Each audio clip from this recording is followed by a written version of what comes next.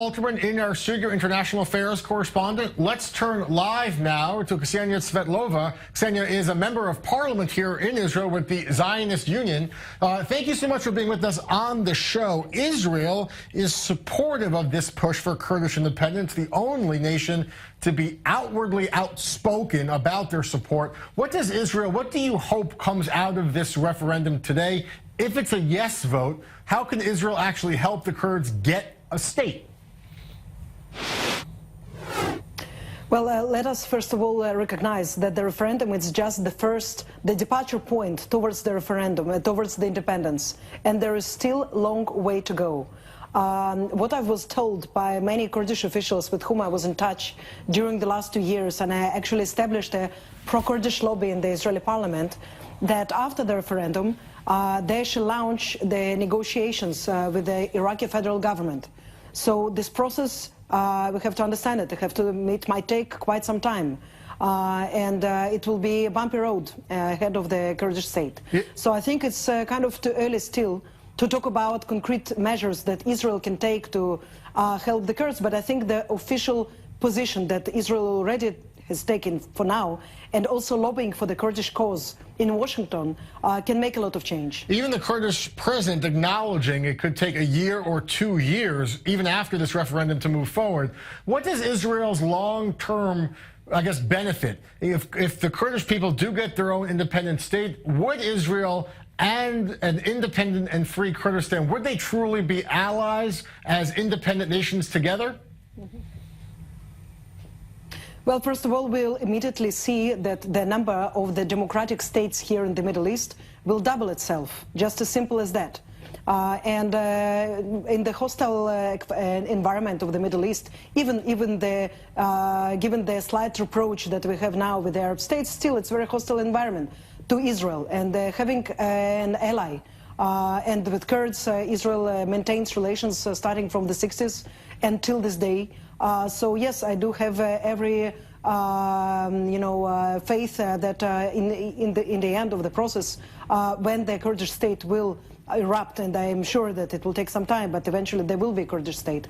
It will be a true ally, not only to Israel, but also to the United States, and also to every country or entity who would want to stop the Iranian hegemony in the region. Let us look at the geography. Let us look at the geopolitics. We see now that actually almost the only bumper on the way of the Iranians today that want to spread their Shia empire, from Tehran to almost to Quneitra in Syria, is Iraqi Kurdistan.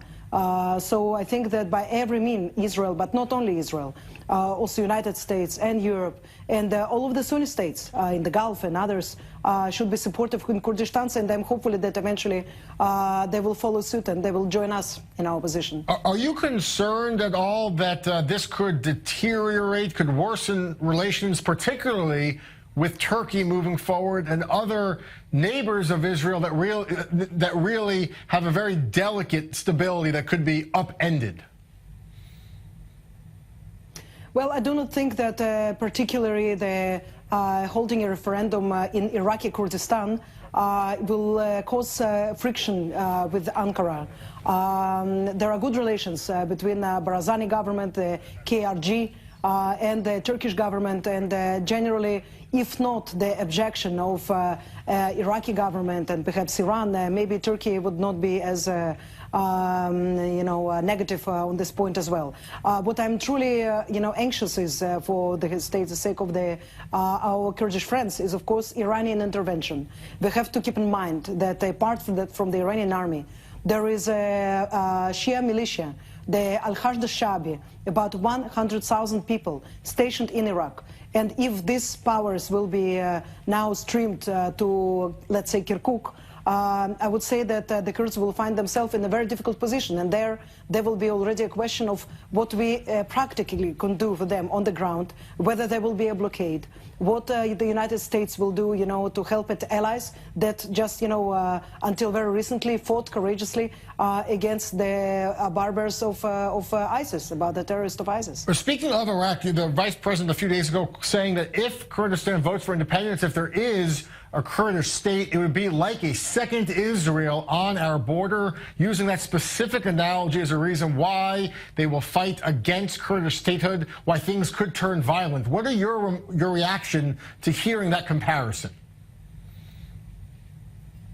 Well, this is, of course, very blatant anti-Israeli and probably perhaps anti-Semitic comparison. And I understand that now it's very difficult for the Kurds that are, apart from the traditional tensions, with Iraqi Shias and Sunnis, now also have on their head this accusation that they're working for the sake of the Zionists.